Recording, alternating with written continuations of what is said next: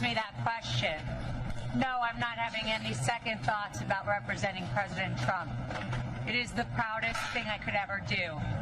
What I am having second thoughts about is the license that I stand here with that the people in there are supposed to have. I have not spoken because I respect my ethics while I'm on trial. But let me now speak about what has happened. I have sat on trial after trial for months in this state, the state of New York.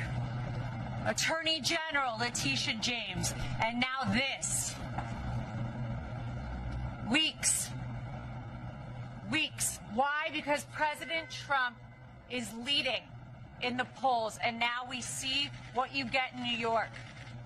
So don't get it twisted, whoever asked me that question. I am so proud to stand with President Trump. But I am not proud to stand with what I saw in that courtroom. I'm not finished. Let me just finish and I'll take questions, please. Before I walked into court, that judge decided that every single defense President Trump had, we were not allowed to raise in front of the jury. It is in writing, and I encourage the journalist, the real journalist, to take the minute to look at his orders. There was no proof. And I couldn't prove that she didn't bring in the dress. There was no DNA. There was no expert. My experts were denied. Two of them were denied to come in. They didn't let me bring up that Reid Hoffman funded Miss Kaplan. And you know what we got in there?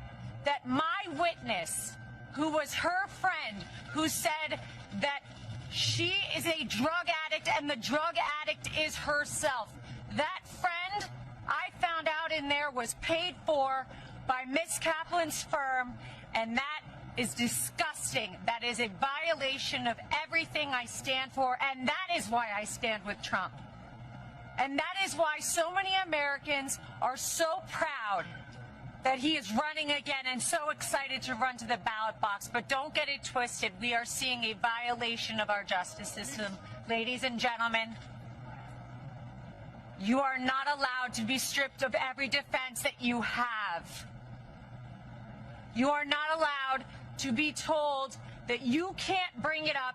And imagine a point where a judge tells the lawyer, before your client, the former president of the United States, the leading candidate and obvious nominee for the Republican Party, before he takes the stand to defend himself, Ms. Habba, tell me the questions you're going to ask in open court and tell me exactly what he's going to respond. And then edited my questions, edited the response he was allowed to give.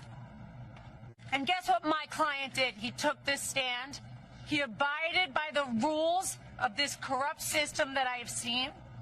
We will immediately appeal. We will set aside that ridiculous jury. And I just want to remind you all of one thing. I will continue with President Trump to fight for everybody's First Amendment right to speak.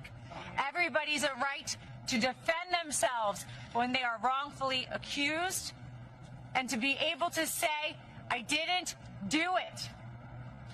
And to double and triple and quadruple down and say, this is wrong. This is wrong. But we are in the state of New York. We are in a New York jury, and that is why we are seeing these witch hunts, these hoaxes, as he calls them. And this is another one of them. Be brought in New York, in states where they know they will get juries like this. It will not deter us.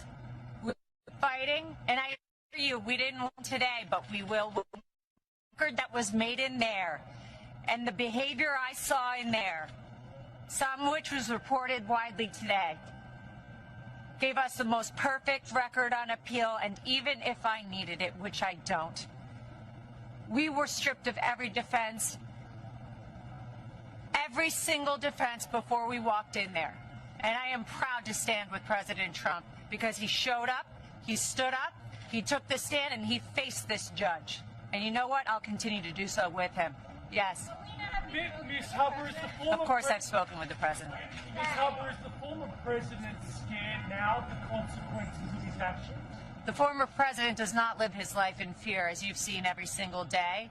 The former president and probably future president will continue to fight for Americans. Thank you very much, everybody.